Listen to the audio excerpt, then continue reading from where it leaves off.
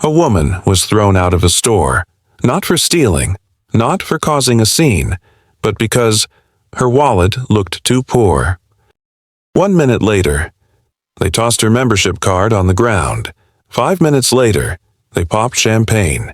16 minutes later, they found out she was the woman who built that store. But by then, every congratulatory glance had already become evidence. If you've ever walked into a place and been treated as less just because you didn't look like them, drop a comment, "I belong." Hit like if you believe respect doesn't come with a dress code. Share this video to help expose the discriminatory systems hiding under boutique lighting. And subscribe so you don't miss the stories that speak to your soul tomorrow and beyond. Now, let's go back to that morning, when a woman in a worn cardigan walked in and started unraveling every thread of the illusion. Monday morning, boutique Maison Cybelle has just opened its polished wood floors, still scented with lavender. Classical piano drifting down from high ceilings. A black woman enters, worn loafers, gray cardigan, natural curls pinned up, no jewelry, no designer bag, just a slim wallet tucked at her side.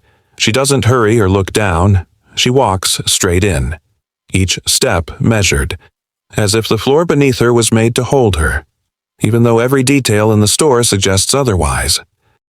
The door chime rings softly. A cashier glances up, blinks, then looks away.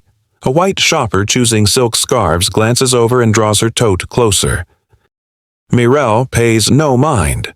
Or maybe she's grown so accustomed to this, she no longer needs to react. She walks past a glass display of accessories and pauses in front of a red satin dress in the center. A small silence, like recognizing something familiar just before the memory catches up. From inside, Sloane Whitaker appears, the boutique manager, white, straight blonde hair, wearing a fitted black V-neck dress, high-end watch gleaming at her wrist.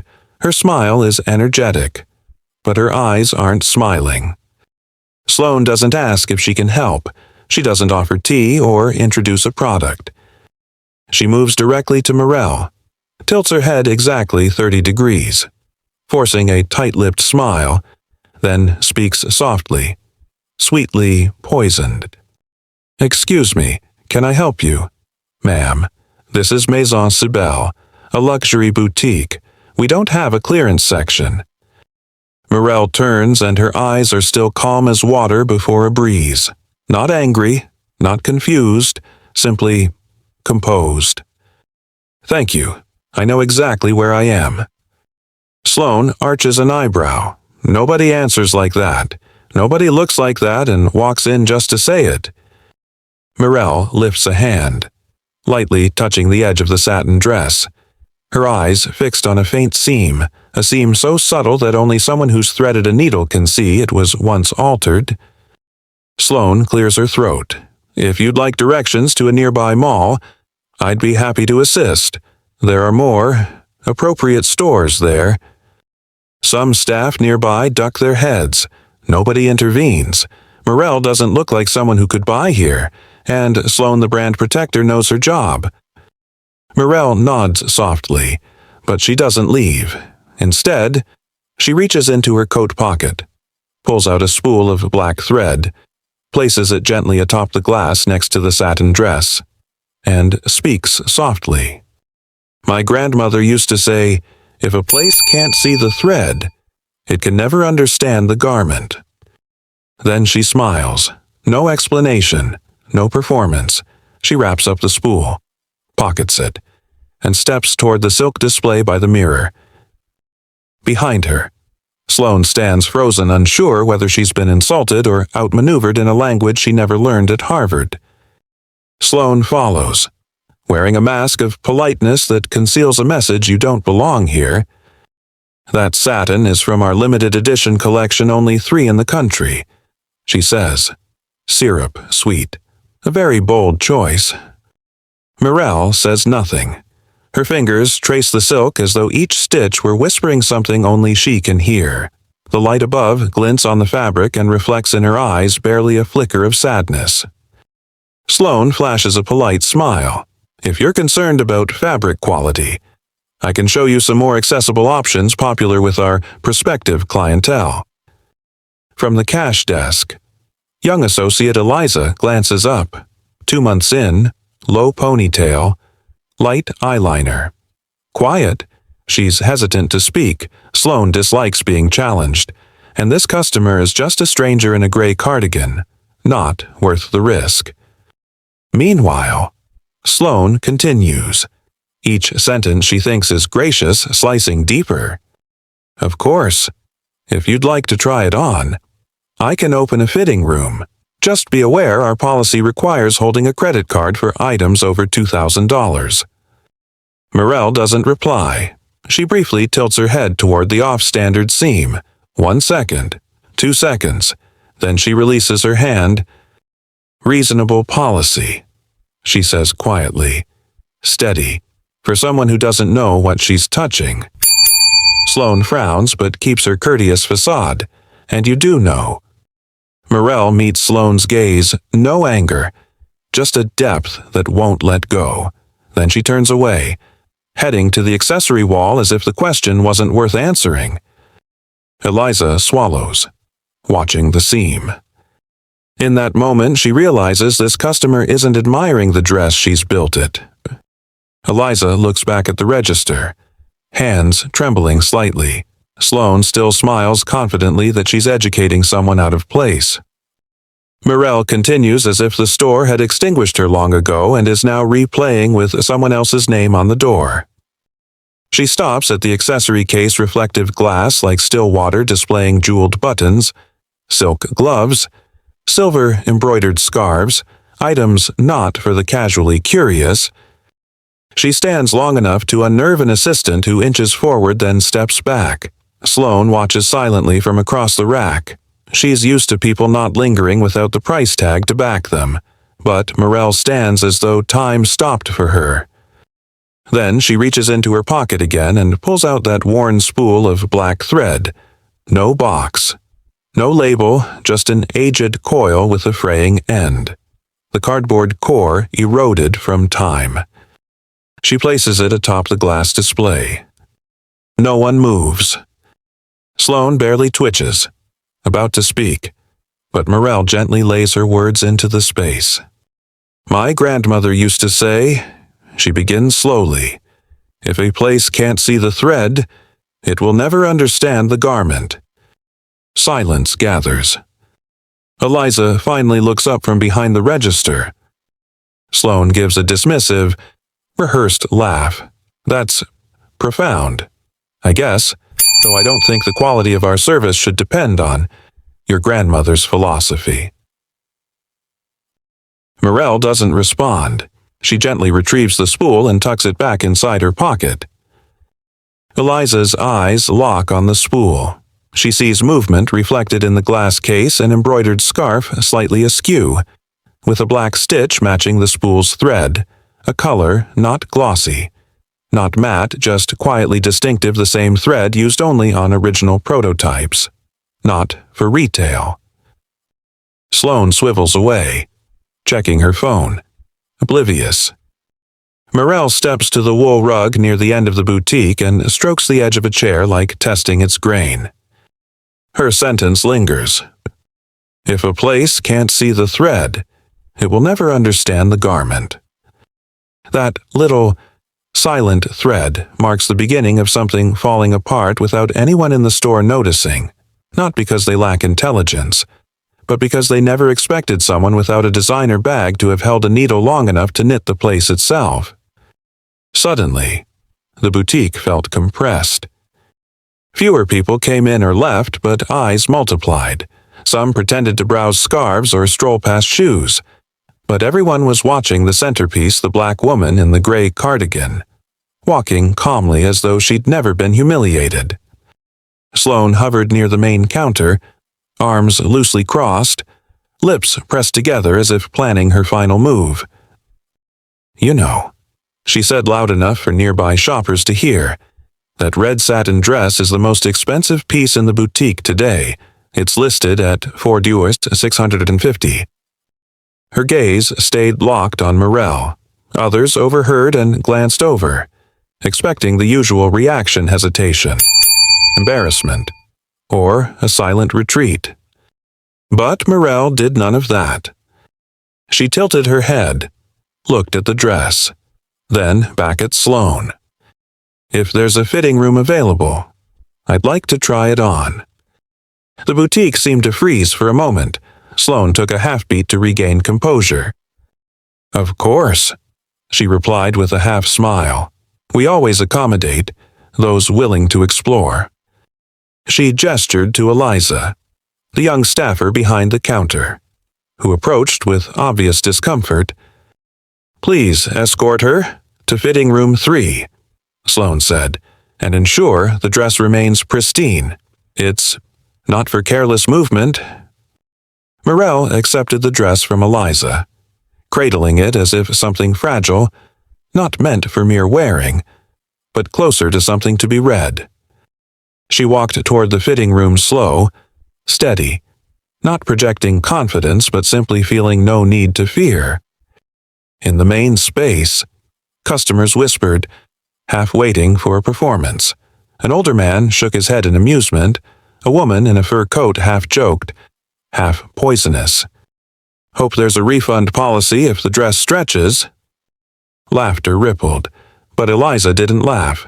She nervously gripped a receipt, eyes fixed on the closing fitting room door. Sloane stepped back, like a director stepping off stage to watch the lead scene flop. Inside the silent room, Mirelle removed her cardigan and set it aside. She unhurriedly moved, each action deliberate. This wasn't the first expensive dress she'd tried, but it was the first she had designed, resewn by someone who didn't grasp the meaning in each stitch. The fitting room door swung open. Hinges creaked softly. Light from the boutique swept over her worn shoes beside the folded gray cardigan. Mirelle stepped out, slow, calm. The red satin hugged her like artificial light. The shoulders fit. The skirt draped just right, the waist looked tailored, except for that one uneven seam, a barely noticeable misalignment, invisible to untrained eyes, but today, everyone was hungry for a flaw. And they found it. A laugh slipped out near the accessory case, then giggles, then an explosion of derision, not loud laughter, but the hush of shared prejudice that felt safe in numbers. "Fake fabric, just like her," whispered a blonde woman by the door to her friend. Amber Davis, the beauty counter assistant, chuckled and pulled out her phone. She angled it to record Mirelle in the mirror's reflection. "Miss Whitaker will love this," Amber whispered before tapping record. Sloane clicked her heels toward Mirelle as footsteps echoed across polished wood. "Oh my," she purred, voice sweet but cutting. "It's bold. I'll give you that." Mirelle didn't react. She stared in the mirror, eyes fixed on the seam, the one only someone who's threaded a needle could see. "The silk isn't real," she said quietly, not complaining, but stating a fact. Sloane maintained her smile. "Most customers wouldn't notice, but I suppose, when you're not used to wearing pieces like this, even a slight flaw seems overwhelming." A man in a suit sneered. "She looks like someone trying to pass at the Met Gala, while holding a laundromat ticket." More laughter followed. Eliza, behind the counter, swallowed hard, gripping the edge. She had noticed the seam long before, but no one asked. Now they mocked a flaw she knew wasn't Mirelle's fault. Mirelle looked across the room calmly, not rushed, not angry, just modeled respect. She paused for 3 seconds at each gaze, seeing what they thought they saw. Silence settled on them all when she didn't break. Then she smoothed the dress at her waist and said with gentle authority, "Eliza," Sloane said, "assist the customer with the fitting, and check thoroughly in case anything stretches beyond expectations." Eliza nodded and walked in. Her eyes never left the dress. because now she knew the fault wasn't in the woman wearing it, but in a system that altered the dress to meet a false standard and now was trying to adjust the woman accordingly. The boutique's tension began to ease, but not because people lost interest. Rather, they waited for Mirelle to flinch, to cover, to scream one of the expected three options. But Mirelle chose none. She stood before the mirror, hands on her hips, eyes looking at her reflection, but not with the air of someone trying on a dress. It was the gaze of someone who had woven the silk by hand, who'd spent hours at the cutting table, who'd stitched each seam so the garment could breathe. No one spoke. Eliza stood 3 steps behind the fitting room door. Mirelle addressed her, voice low but clear. "Real satin breathes. This one holds its breath too long." It wasn't criticism, nor judgment. It was a measurement, a silent test to see who in the room truly understood the fabric they wore. Sloane's prepared retort died on her lips. Eliza looked down at the seam, then slowly traced the imperfect line just off enough to be wrong, not the fault of the wearer, and she finally realized that black thread wasn't the boutique's, it came from an outlet seamstress's repair. Eliza met Mirelle's gaze. No words spoken, but in that moment a connection was forged. Thinner than thread, but stronger than training. Sloane looked confused. She broke the silence with a forced laugh. "Isn't that adorable? Some people talk to clothes like they have souls." Mirelle's reply was soft, but solid. Clothes don't need a soul, just honesty. Then she entered the fitting room and began removing the dress with calm purpose. The crowd eventually dispersed. The drama lost its luster once the expected script failed to play. Eliza stood by, heart pounding. She realized the dress wasn't what they thought. It wore a luxury label but was stitched with outlet thread and displayed as if pristine, just like their assumptions about Mirelle. Change doesn't always show signs. It happens when a thread moves and people notice it. Mirelle stepped out of the fitting room, cradling the dress folded, unwrinkled. Eliza reached out to take it and nodded softly, but her eyes remained unsettled not because of the customer, but from the truth woven into those seams and the unwavering silence of the woman who'd worn it. Sloane returned to the front counter, clutching the order pad, but her gaze never left Mirelle's retreating form. "The dress doesn't fit," Mirelle stated calmly. "Aki." "That's a shame," Sloane replied, her smile noticeably faltering. "Sometimes when you feel like you're out of place, everything seems off." Mirelle didn't dwell on that remark. She scanned the boutique, then asked evenly, "What's your return policy?" A simple question perfectly normal in a store. To Sloane, however, it felt like a slap. "A return," she echoed, chuckling. "What exactly are you asking about?" "Your exchange and refund policy," Mirelle clarified. "In case the item doesn't fit or doesn't match its description, I'd like the specific terms." Sloane set down the order pad. Her eyes shifted. It wasn't concealed contempt anymore, but outright annoyance. "We only refund if the item is untried, with tags intact, and a full POS receipt, but let's be candid." She paused, scanning Mirelle from head to toe again. "You need to own something here before asking about refunds." Nearby staff stiffened. The words hit like a pebble on glass quiet, sharp, leaving a crack. Eliza lowered her gaze. Amber glanced at Sloane, smirking, emboldened to mock. Mirelle responded with a slight tilt of her head, her gaze steady, neither cold nor warm. "Thank you," she said. "I was just making sure someone in this boutique actually reads their own policy." Sloane curled her lip in scorn, but before she could fire back, Mirelle turned and walked toward the accessory counter, where she'd stood earlier. The tension in the boutique felt like a velvet sheet, soft on the surface, yet tightly constricting. No one spoke, but glances from employees and furtive looks from customers showed something had shifted. It wasn't the refund question. It was that, for the first time today, Sloane had lost control. All from one simple question, one everyone has the right to ask, unless you're deemed unworthy of asking it. The silence in that moment wasn't emotional. It was the charged hush before a storm. You could smell the tension in the air. Sloane straightened, hands braced on the counter, her smile gone. Mirelle's question about store policy, about fairness, cut deeply into her sense of authority in front of everyone. Customers whispered quietly, stealing looks between the two women, one draped in modest attire with a worn gray wallet, the other sleek and polished, accustomed to exerting control over every inch of this boutique. Sloane left the counter, her footsteps striking the wood with deliberate emphasis. As if speaking a silent message with each step, she came right next to Mirelle. "Ma'am," she said. No pretense of politeness this time. We've been more than patient. She flicked her hand in a fast motion and yanked the membership card from Mirelle's pocket. No question, no request, just action.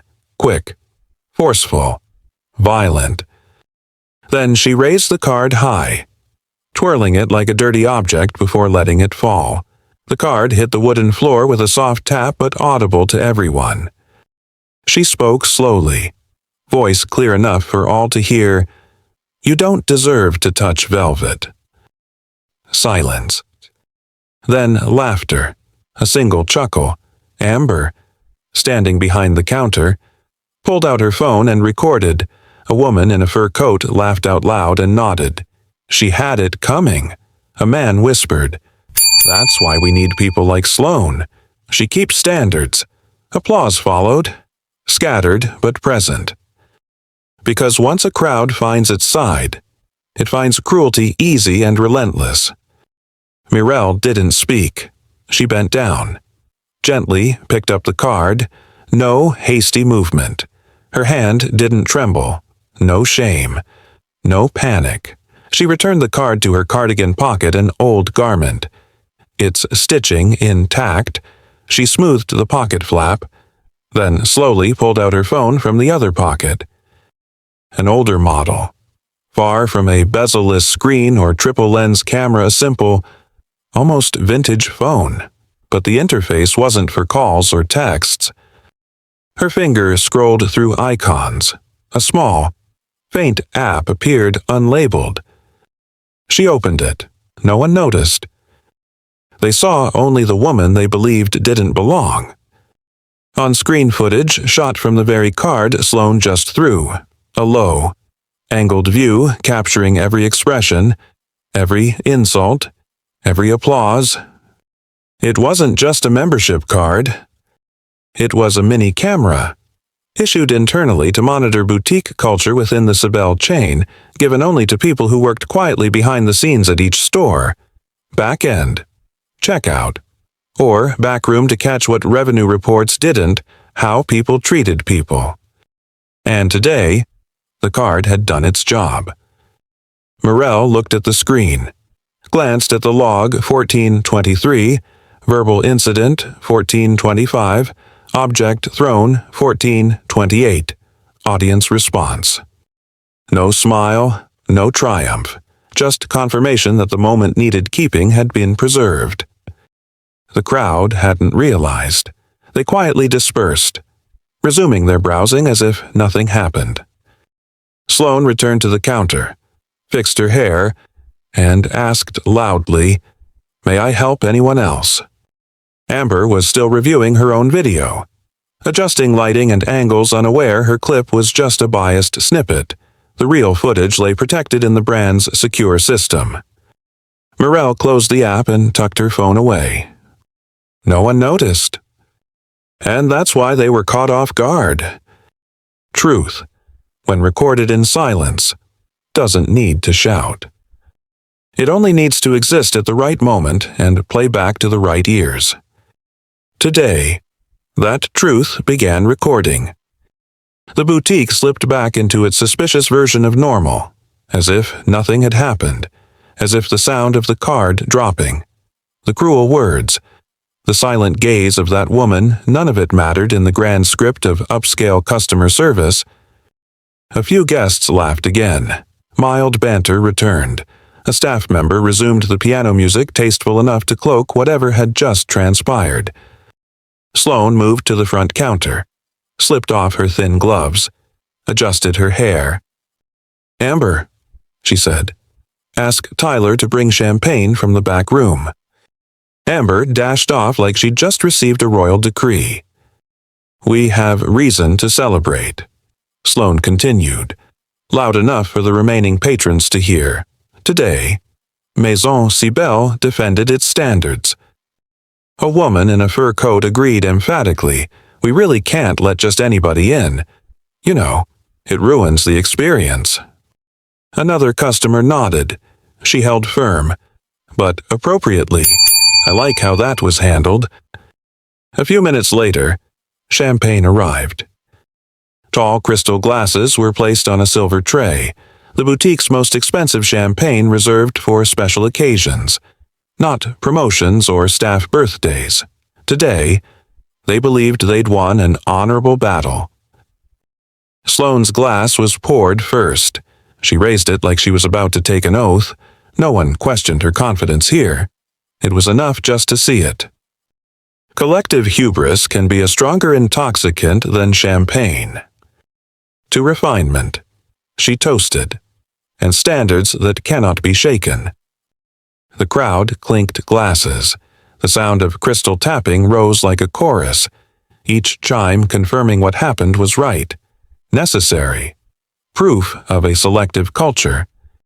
Eliza stood at the back, holding a tray of silk scarves, her eyes haunted. She didn't smile, she didn't toast. She still remembered the moment the woman picked up the card, the calm eyes, even voice, the hidden phone. Eliza didn't know who she was, but she knew one thing: today's champagne was poured too quickly, like they were trying to drown out something that had struck deeper than they wanted to admit. Another glass was poured for Amber. She winked. "This is one for the storybooks." No one disagreed or questioned. They toasted once more, and again. Because once pride is poured into glass and sipped alongside approval, it's easy to swallow, and easier to forget that real moments aren't always inside the glass, they're often standing just outside, watching for the perfect moment to return. As laughter continued, piano music now a runway backdrop, no one noticed the woman seated by the silk area, against the frosted mirror wall. She sat quietly, avoiding attention. Her gray cardigan was gone, now clad in a dark, simple coat, hair tied up neatly, revealing small black stone earrings, the only piece that caught light in her inconspicuous outfit. No one noticed, because no one expected someone humiliated moments earlier to still have reason to stay. Mirelle didn't sit like someone retreating into shadows, nor did she hide as one under scrutiny.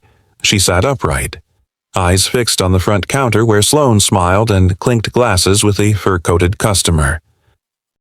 Someone passed by her, an older woman holding a new silk scarf, slowed for a moment, glanced at Mirelle. It lasted under a second, but still, it wasn't recognition, it was a refusal to see. A male staff member carrying drinks paused mid-step, looked at her, then moved on. He didn't ask, he didn't offer help, because in his mind, she wasn't a customer worth serving. Mirelle stayed seated, hands resting gently on her lap, eyes steady, not angry, not sad, just observant, as if she was stitching every moment into memory, thread by thread. Eliza, folding scarves, glanced her way. She recognized her. Different coat, different hair, but the eyes were unmistakable. She almost stepped forward, then stopped, partly because she didn't know what to say, and partly because something in that atmosphere told her it wasn't the time. Mirelle calmly took out her phone and opened the app still unnoticed, the LED on her recording card, tucked in her coat pocket, glowed faintly quietly, capturing every clink, every cheer, every glass of champagne, every gentle laugh echoing over the polished wood floor. She scanned the room. Not to judge, but to remember. They didn't realize that while they thought they were center stage, congratulating each other with music and wine, there was a silent gaze observing them evaluating as though they were actors in a final test. A test of character, no scores, just consequences. And a camera, recording every second. The final glass of champagne was poured with ceremonial care. A young staffer in white gloves poured it, hand trembling slightly. It was the last of the Dom Perignon saved for moments like no other.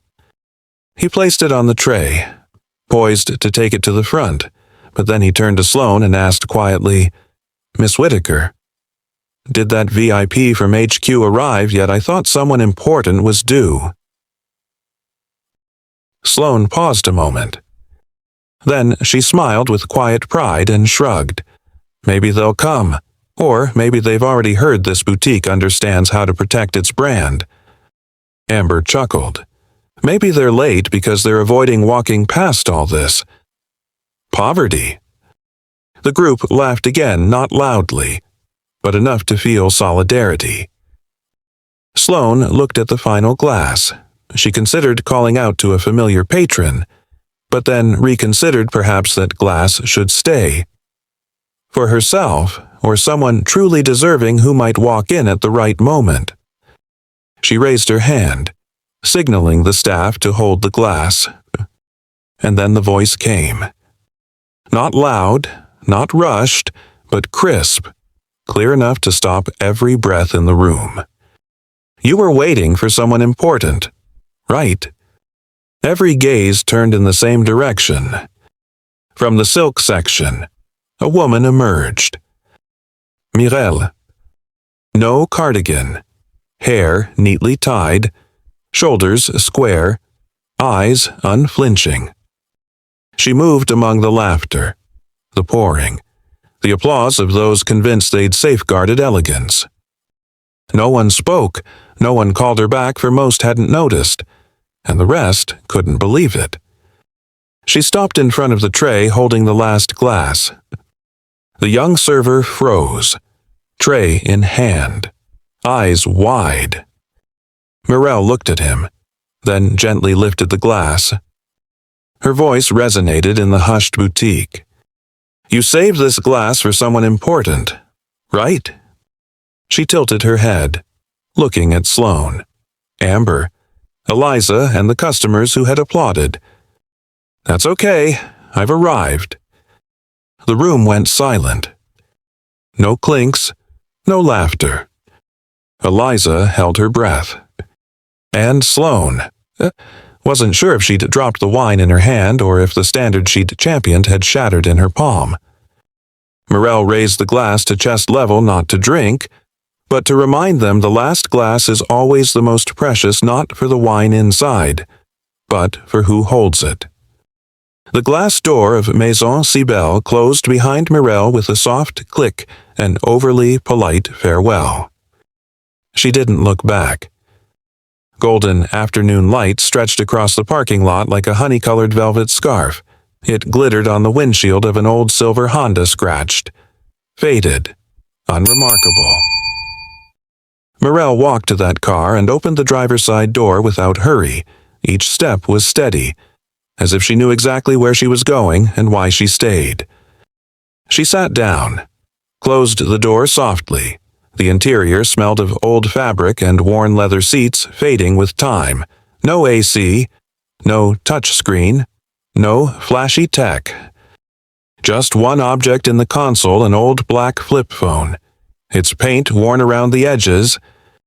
Mirelle picked it up with both hands, handling it as if it existed not just to dial, but to execute. She powered it on. A soft click. The small screen glowed with a muted razor-sharp light. No one inside the boutique knew that the woman they'd humiliated hadn't left. Not really. Mirelle dialed. No need to search contacts. Her fingers tapped as if by memory. One ring, then a calm, authoritative voice. Ayres speaking. Mirelle reclined slightly, eyes fixed on the windshield. Her voice was low, steady, with no hesitation. Emergency code. Obsidian. Store 16. Trigger full retrieval. Activate internal protocol. Begin timestamp 14:25. The voice paused. Confirm Level 1 emergency. Level 1. No delay, no alerts. Bypass regional management. The voice went deeper, like a locked door unlatching. Understood. ID. Without hesitation. Ayana M053. Foundational Audit Access. Black Thread Signature. E2. 3 seconds of silence. Begin retrieval. All data pulling to central server.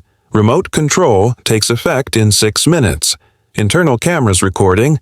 Connection confirmed. Mirelle snapped the phone shut. A soft click, the punctuation to a symphony played too loudly. She sat quietly, no revving, no rush. Inside the store, they were still sipping champagne, still recounting how they'd protected their standards from someone they labeled out of place. Outside, in that faded Honda under honeyed light, she had just launched a chain reaction they couldn't stop. Use? Not because she was angry, but because she gave them every chance to see. Yet when people refuse to look, the evidence will make them.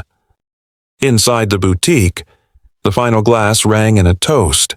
Sloane repeated for the 3rd time how she'd handled the situation with absolute professionalism. She asked about our refund policy. Sloane said, circling the rim of her champagne. I simply reminded her, people who haven't bought anything don't need refunds. They laughed. The clinking glasses became a silent chorus of satisfaction. Pride perfumed the air like over-applied perfume, strong and suffocating. Then, the screen behind the counter fluttered. Eliza, entering an order, froze. The cursor blinked, then vanished. Amber tried printing a coupon, no response. The barcode scanner dimmed. Did someone shut off the power, she half joked. Another staffer attempted to log into the POS system. Nothing. No Wi-Fi. LAN's down too. Someone added. Sloane's smile faltered. Must be maintenance. Call it. Eliza tried the desk phone dead, switched to her own phone order app loading endlessly. Sloane tried opening the internal portal on her phone. Nothing. Again. Nothing. Across every terminal blank screens, devices seemed to shut down in unison. A hush fell, shuffling feet, frustrated whispers. Internet's gone, Amber said, voice tight. Even personal data's out. Sloane gathered herself. It's just a system glitch, she said uncertainly. Give it a few minutes. But no one knew less than 30 yards away. In that old Honda, a command had been issued and confirmed 4 minutes ago. Code Obsidian Store 16. Pull logs. Internal override activated.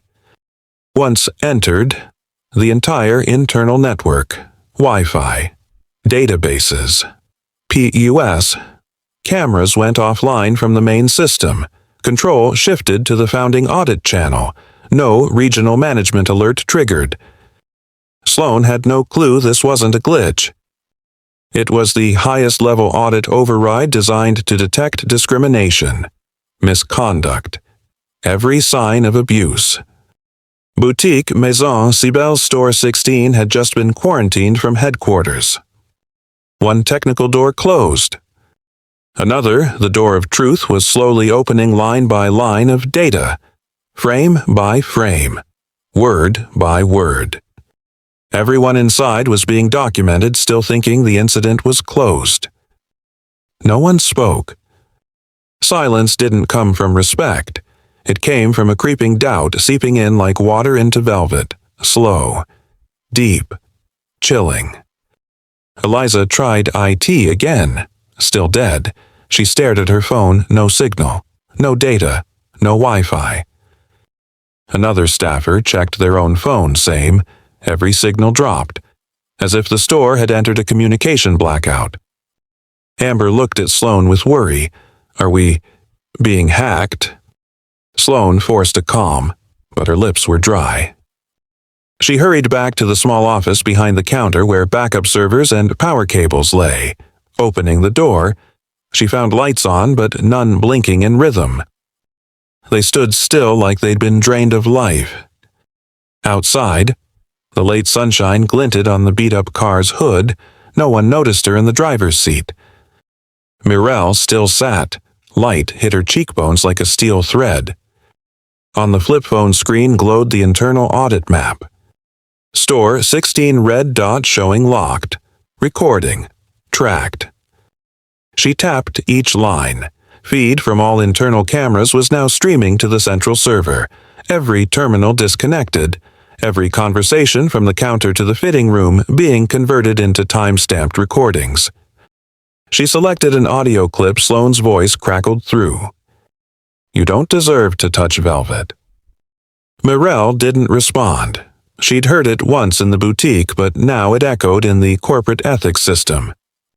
She snapped the phone closed and placed it beside her seat. Nobody inside realized every step, every laugh, every cutting word had been digitized, flagged, and stored. Inside, Amber tried Instagram again. Eliza reopened inventory software, frozen. Sloane stepped out, lipstick gone. Maybe it's a network outage, she muttered. No one answered, no one believed her. Because no outage kills cell reception, too. A tense hush fell over the boutique, not forced, but spontaneous. Everyone sensed. They were being monitored. Not by eyes, not by sound, but by the silence that enveloped them as every device shut down. Nothing worked but doubt. Mirelle looked back through the windshield at the store.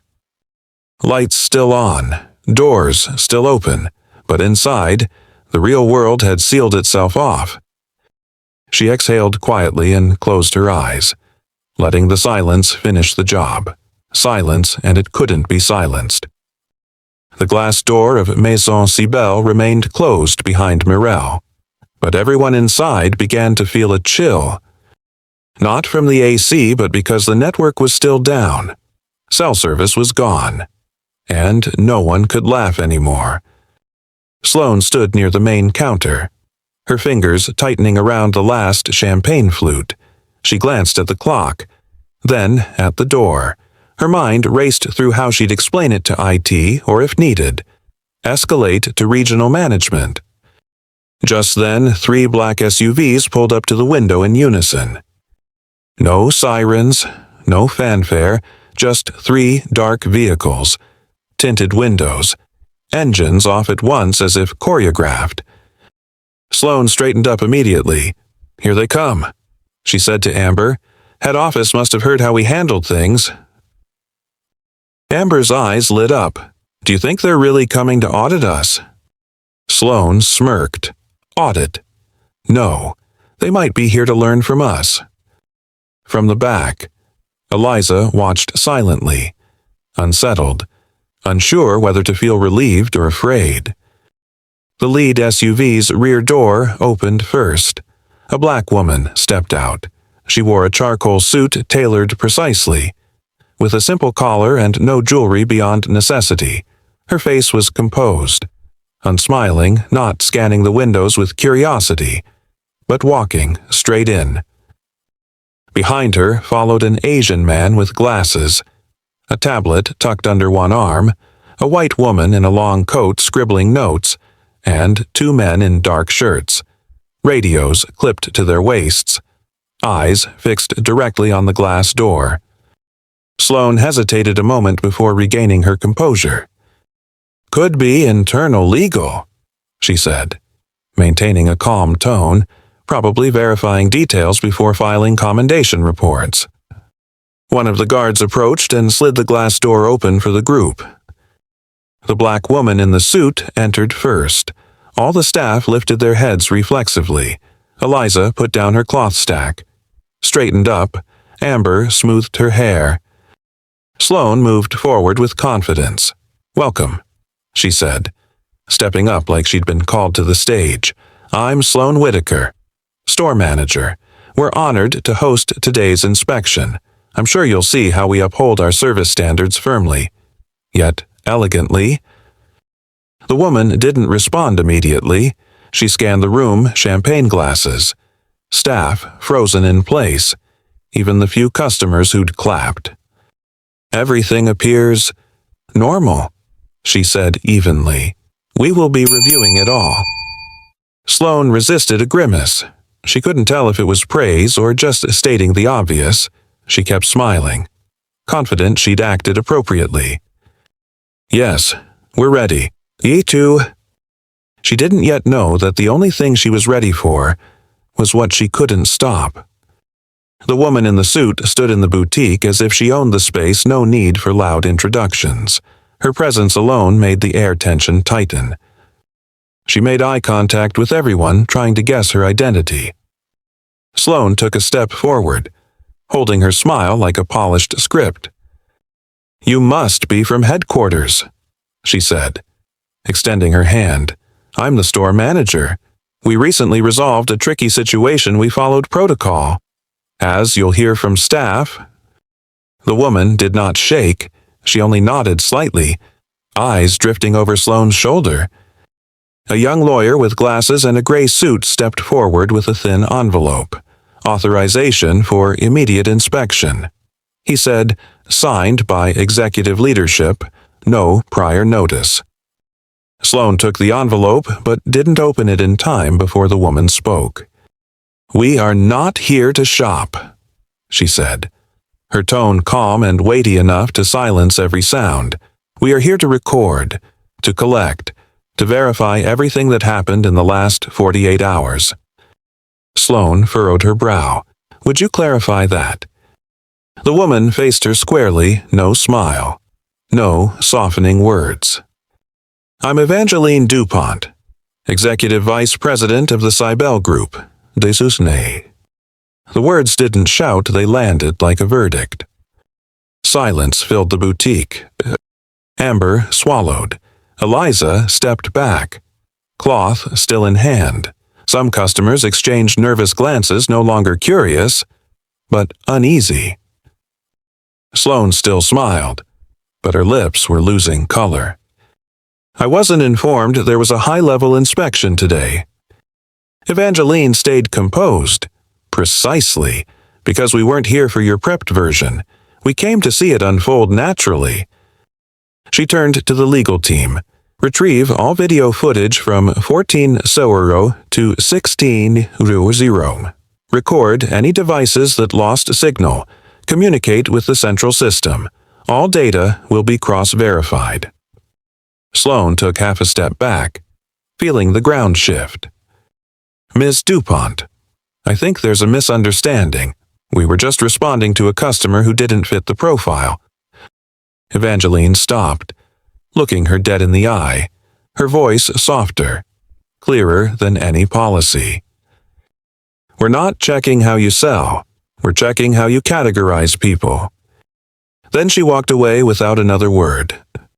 In that moment, Sloane realized this wasn't just a store audit. This was a test of her integrity.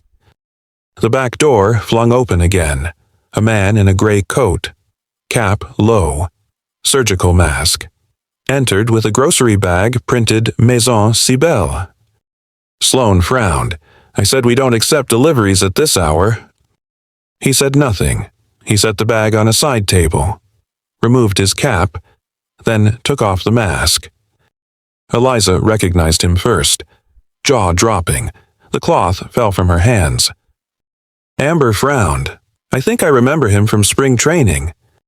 He walked forward, voice calm and firm, no longer just carrying packages.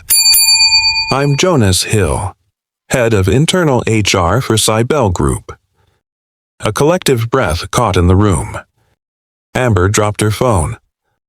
Sloane froze. She'd just reprimanded a director of HR as if he were a lazy courier. Jonas nodded to Evangeline, then pulled documents from the bag, thick folders, a recorder, printed anonymous complaint logs from various branches. He handed one thick folder to Sloane.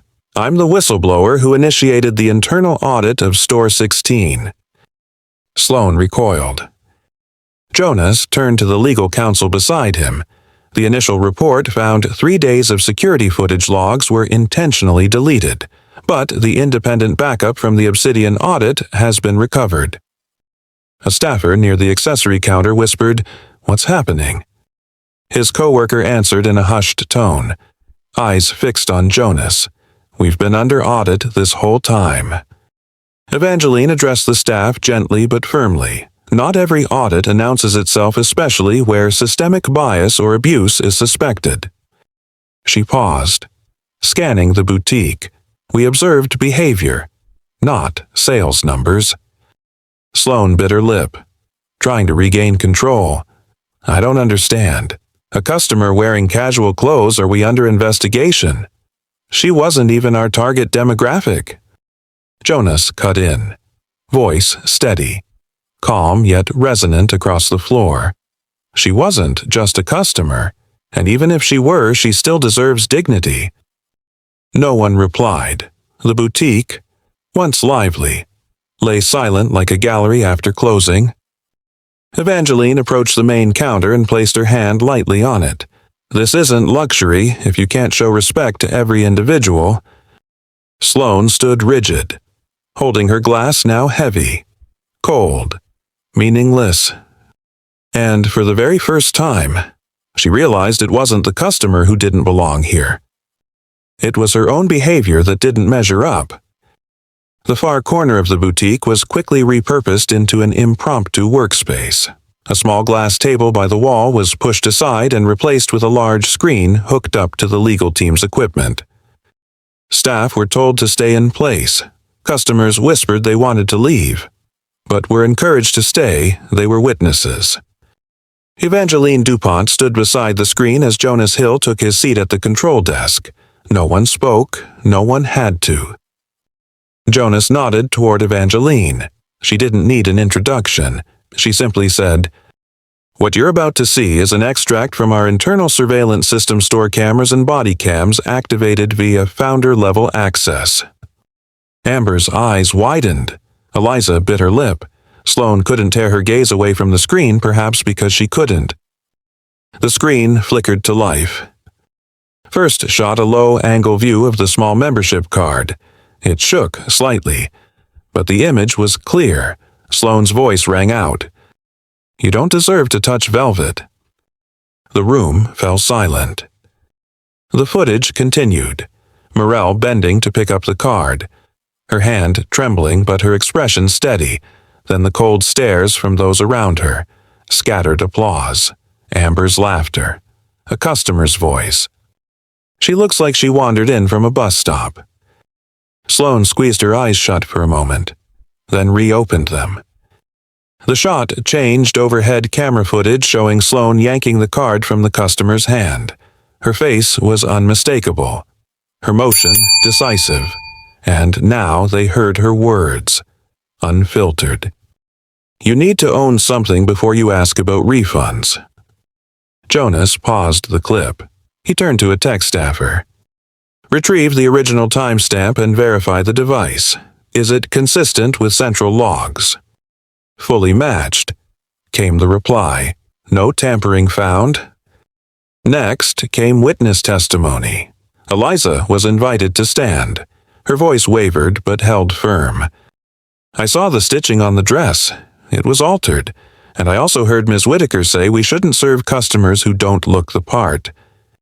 She paused, looking down. At the time, I said nothing, and I regret that now. No one rebuked her. The screen showed another clip champagne being poured. Sloane's voice played softly. To all of us protectors of quality. Evangeline signaled to stop. Thank you, she said. I think that's enough. No applause, no words. Sloane stood in the center of the room. Her smile erased. She offered no defenses. No denials, just stunned stillness, as though she were looking at a mirror version of herself that wouldn't respond. Mirelle wasn't present physically, but no one forgot the image of her raising that last champagne glass. And now, with every second playing back before them, it was clear this was the moment the thread began to unravel. And no one in the room could sew it back. No one moved after the footage stopped. No one asked questions. No one challenged what had just filled the screen.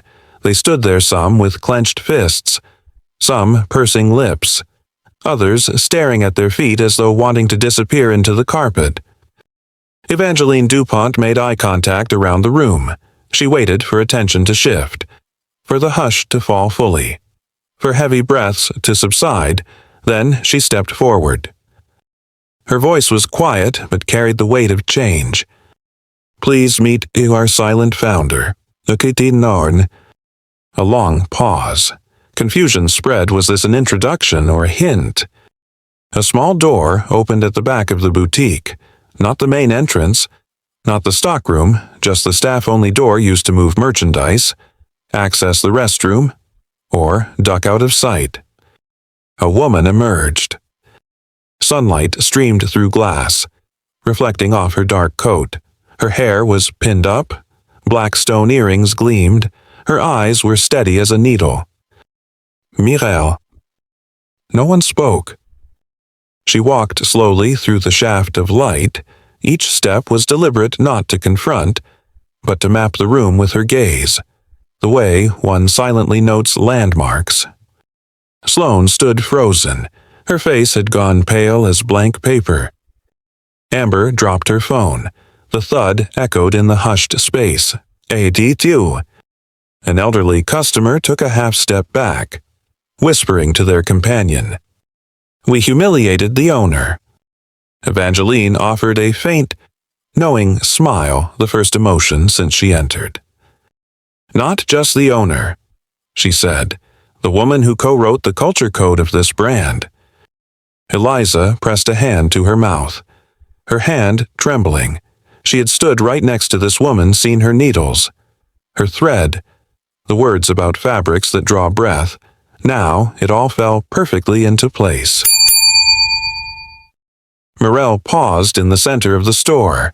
She didn't stand tall like a triumphant queen, just straight and present. Her gaze swept the staff and customers, silently asking, Q, do you see? Sloane opened her mouth as though to speak, but no words came. She had nothing left to defend, because the truth wasn't only on screen, it was standing there, living and silent, more powerful than any accusation. No doubt remained. This wasn't a misfit wandering into a luxury boutique. This was a creator reconciling how her designs were treated. Mirelle didn't speak. She didn't have to. Sometimes, when truth is vast in scope, it needs no words. It only needs to appear. Silence held for a moment after she stepped forward. No laughter, no clinking glasses, no apologies. The boutique felt smaller, not because of fewer people, but because of the quiet magnitude of who they had thought didn't belong. Mirelle approached the central table, the one typically piled with design sketches, VIP order forms, or fabric swatches. Now, only cold champagne glasses waited there. She set one small object down, a spool of black thread. Worn, edges frayed, threads loose, not taut, not defensive, just as she stood. This. No one understood at first. Evangeline, behind her, said nothing, She knew the words didn't come from her but from the seamstress who once sewed backstage, and now stepped forward to realign the stage. Mirelle rested both hands on the table, gazed at the thread, then raised her head. Her eyes moved slowly, meeting Sloane, Amber, Eliza, the customers, those frozen in shock.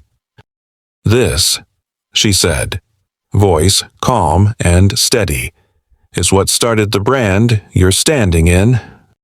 She touched the spool. "I used this thread to stitch the first samples. No logo, no fancy packaging, just fabric and care in every stitch." Sloane drew in a breath, about to protest, but Mirelle raised a hand, signaling there was more. You lifted this brand up. Yes, but you also derailed it from what it was made for." She didn't shout. Her tone didn't rise, yet each word landed like a pin pricked somewhere no one could shield from. "Zidane." "Eliza." She turned to the young employee. "You saw it, and you stayed quiet, but your eyes didn't join them. I hope you never bow to those false cheers again." Eliza nodded, tears shining. "And to the rest of you," Mirelle faced Sloane and the team, "you shielded the image but forgot to protect the dignity.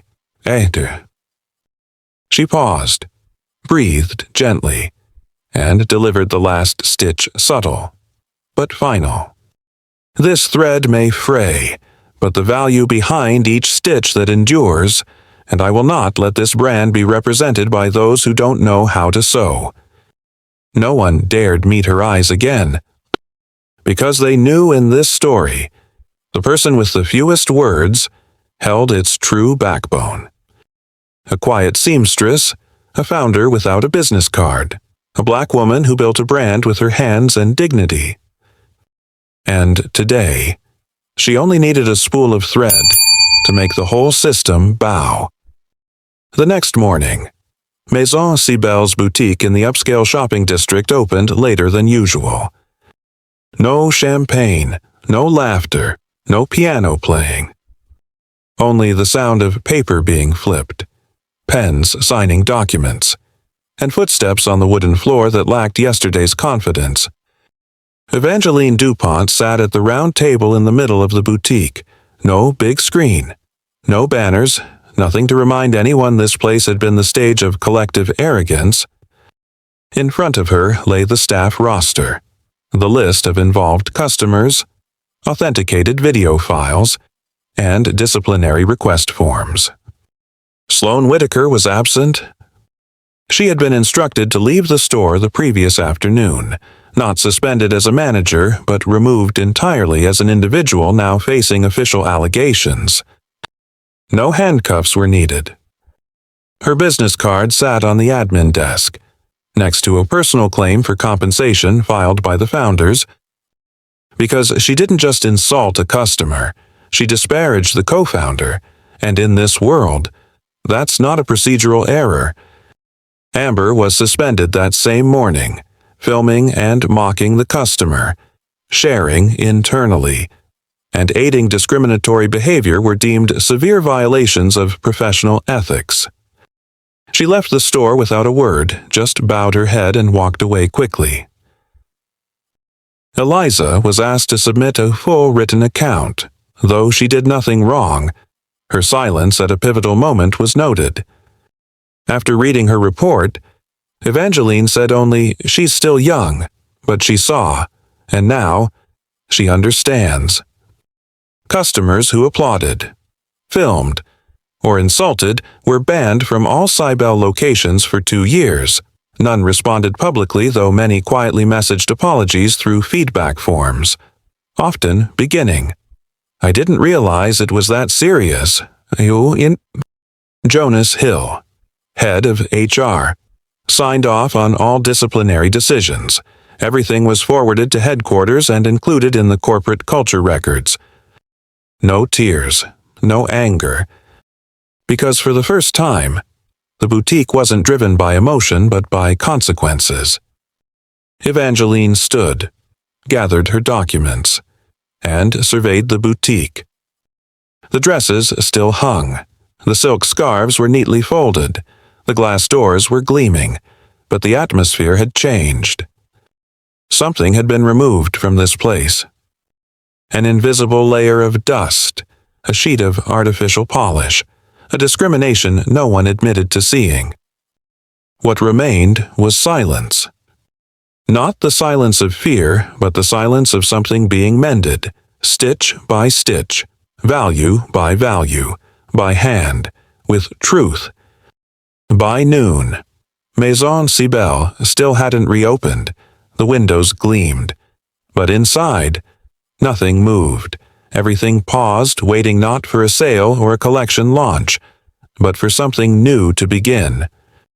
Mirelle entered the boutique, no entourage, no cameras, no polished lighting, just herself and the old canvas bag slung over her shoulder, as neat as the first day she walked in. Eliza stood at the scarf-folding station. She looked up and gave a slight nod, her eyes showing lingering anxiety, unsure whether to apologize, explain, or remain silent. Mirelle approached the central table. Evangeline and Jonas were already seated, along with some internal operations staff, no laptops, no pens. Mirelle set her bag on a chair, stood straight, and looked around. "We're not here to erase," she said. "We're here to sow again." Simple words, but understood by all.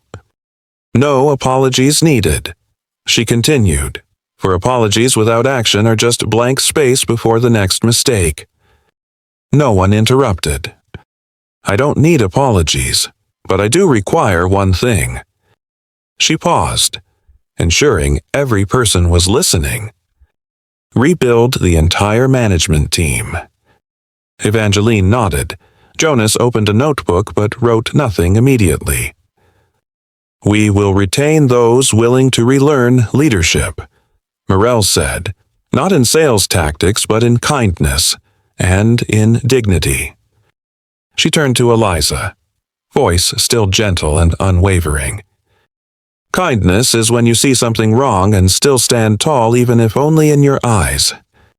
Eliza nodded, tears glistening, but her gaze brighter. Mirelle moved to the glass front, gazing outside where shoppers passed by, oblivious to the quiet reconstruction happening within. She gently touched the window's edge. "Cybelle is not about dresses," she said, not looking back. "Cybelle is the hand that sews them, and the eye that sees others as people, not threats." Evangeline laid her hand on the table. "I agree," she said, "and I will sign whatever is necessary to start here." No applause. Just nods of agreement from those who once thought their job was only to sell. Mirelle didn't linger. She picked up her bag and headed to the door. "Values don't need plaques," she said on her way out. "They just need people who live them every day." The glass door swung open. Afternoon light swept in. And she left the boutique without anyone seeing her off. For when you've sown the foundation of something, you don't need to bow when you walk away. 1 week later, Maison Cybelle reopened quietly, no fanfare, no press release, no banners, not needed. Those who needed to know already did. Those who laughed were silent. Those who remained questioned. No new manager nameplate hung on the wall. But every employee now looked to Eliza differently, not in admiration or fear, but with simple regard, acknowledgement. She didn't claim a title. She still arrived early. She still folded scarves. But this morning, when the electrician came to inspect the display lighting, Eliza opened the safe and signed the form. No one objected. In the back room, a small cabinet was tidied. Employee files were organized. In the bottom drawer, beside the pincushion box, lay one solitary item, a spool of black thread, old and nameless, still neatly wound, the strand slightly frayed, worn through many hands and layers of fabric. The drawer was locked. The key hung in the staff room, beside a handwritten note in flowing script. You knew fabric, but more importantly, you respected hands. Eliza found it on Monday morning. Read it 3 times. No signature, but she knew exactly who left it. And, more importantly, she understood why it was left for her. Eliza might not be the brightest in the store, not the best at selling, not sharp with debate, not eloquent, but in that moment, 1 week ago, when everyone applauded and turned their back on the woman humiliated, she was the only one who reached out, picked up the silk scarf stained with champagne gently with clean hands and folded it carefully, treating it like something precious. Mirelle saw her. She said nothing that day, no explanations, just looked Eliza in the eye for a single second before leaving an expression both kind and resolute, a silent passing of trust. And today, when the boutique reopened, no one officially called Eliza the manager, but every question came to her, every consignment waited for her approval, every shift template finally bore her name last on the list, like a quiet but steadfast gatekeeper. Maison Cybelle didn't change overnight. There are still luxury clients, expensive garments, but from now on, there's a small black stitch sewn into the hem of every sample dress hidden, yet always present, not for show, but to remember. It's an internal mark that this place once stumbled and then stitched itself back together. The spool of black thread in the drawer is no longer for sewing, but it's still there. Still old, still real, and never broken. If this story touched your heart, make sure to like, share, and subscribe. Every click helps us bring more powerful stories of empathy, justice, and silent strength to life. Your support is what fuels this journey. Let's keep standing together and rising higher, one story at a time. Stay safe and inspired.